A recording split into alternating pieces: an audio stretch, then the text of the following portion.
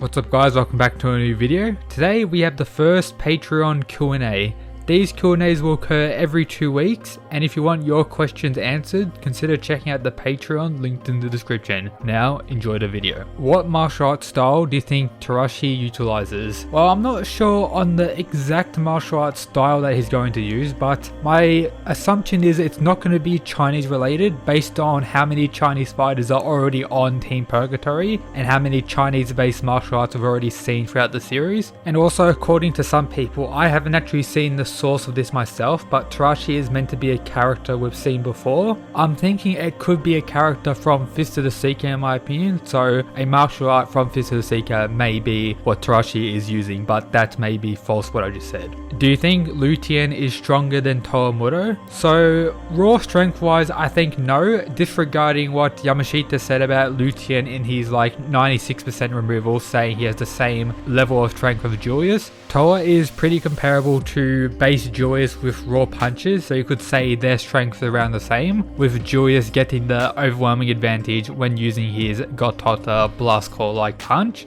Lutien was stated to have Julius level strength when he entered that removal state, but I still would say he's a little bit below it based on how he can't really control the strength he's using here. But I do think Lutien is like overall power wise above Towamudo, mainly due to the perfect formless and how much hacks it truly has, with that alone being too much for the large majority of characters in the Kengan verse so far. So when I did my Purgatory ranking video, I had Lutien at rank 1 and Towamudo at rank 2. I did say they were pretty interchangeable, but right now I still stand by that Lutien is the strongest Purgatory fighter so far. Have you read Vagabond? I've read some of it. I haven't like fully caught up to date or read the large majority. I did a video a while back talking about the Musashi Miyamotos in various manga. In researching for that video, I read some fights and some cool moments from Vagabond, but I haven't read all of it from start to finish, wherever it is up to. But I do say it was pretty good from the parts I did see, and I will most likely read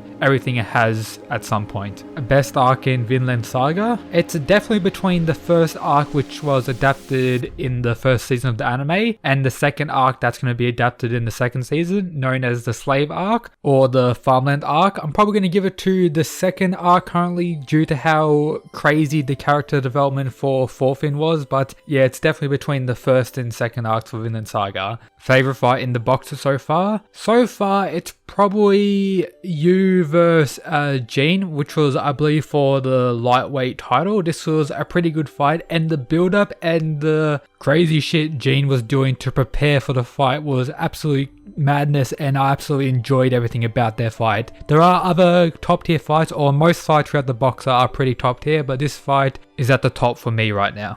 Do you think the real Niko is really dead? So the theory that the Tiger Niko is actually alive has been going around the fandom recently, and it could actually be true. As we know, for the Oma, Kiryu and the Niko's flashback, Oma was given the advance by the real Niko, which resulted in him going crazy and Oma's Niko to pretty much knock him out. So everything from that point, the flashback doesn't occur from Oma's memory. Then, as we know, the real Niko faced Oma's Niko, and according to Kiryu, Oma's Niko killed the real Niko here, but we don't actually see a dead body of the real Niko, so he could very well be alive. And then shortly after that, Genzan came in to fight the already injured Oma's Niko and killed him, and that's where Oma pretty much woke up, saw Genzan, went on his, revenge mindset. But the whole flashback was pretty much told from Kiryu's perspective, and as we know, Kiryu isn't the most sane character in the series, so he could very well have no idea about what really occurred, and the real Niko could very well be alive, which would be a pretty hype and crazy reveal at some point, as he kind of connects a lot of characters throughout the series, as he was the one who pretty much created the formless style, trained Kano Gito and Lutien for the formless and Kano for parts of the Niko style,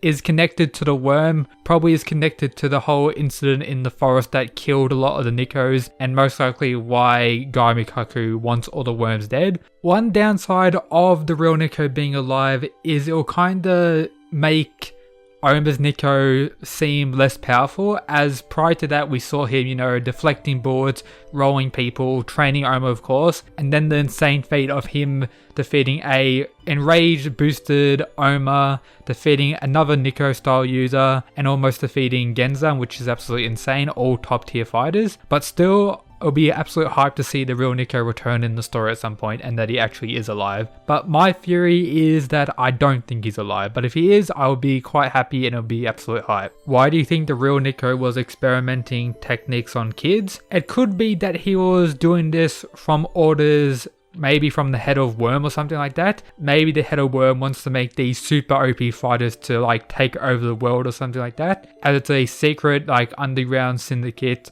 dedicated to China, so maybe they want to expand their reach to the whole world, and the real Niko is pretty much in charge of making these insanely powerful fighters all around the world or something like that, which would be pretty interesting. Or it could be him being somewhat like Orochimaru from Naruto, with him just being an absolute crazy dude that wants to experiment on kids, make them turn into monsters and see what he can actually create for himself that is already tested and worked on various other people. But yeah, it'll be pretty cool to learn about in the future of the story. What Kengan Astro fighters do you want to see come back the most? Well, we've had the reveal and the return of quite a few Kengan Astro fighters at this point, but the only character I can think of right away that I want returning is Hatsumi-sen. The last thing we know about him from the story is that he went to China. That's the last time Kengan pretty much had track of him. And then while in China, he pretty much disappeared. We know, thanks to Fist of the Seeker, the prequel to Kengan Ashura, that his cousin actually has like a dojo or something in China. So it's very possible that Hatsumi could be training there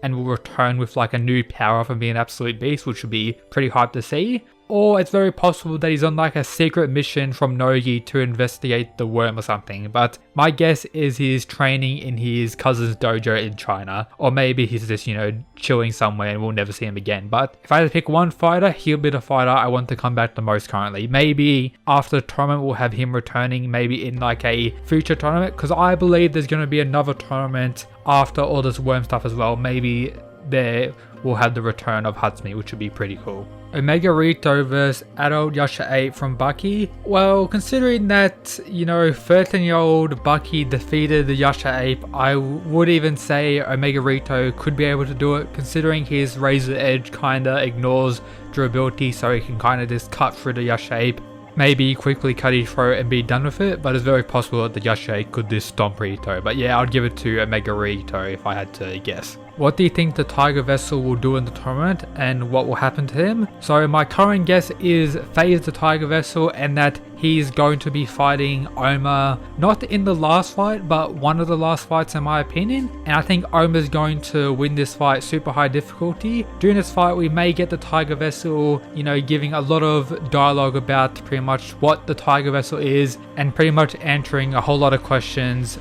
all of us have had in the fandom for quite a while now. I'm guessing he's going to be an S tier fighter, an absolute powerhouse, considering he's meant to be a master of the Niko style and able to use the advance without any drawbacks. My guess right now is Oma is pretty much the same.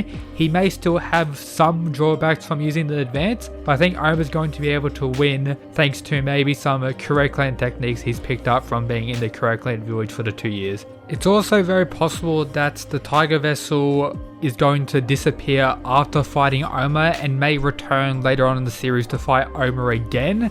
Maybe when like the Worm vs Kengan or Worm invasion occurs, or major Worm arc occurs, if that happens right after this arc.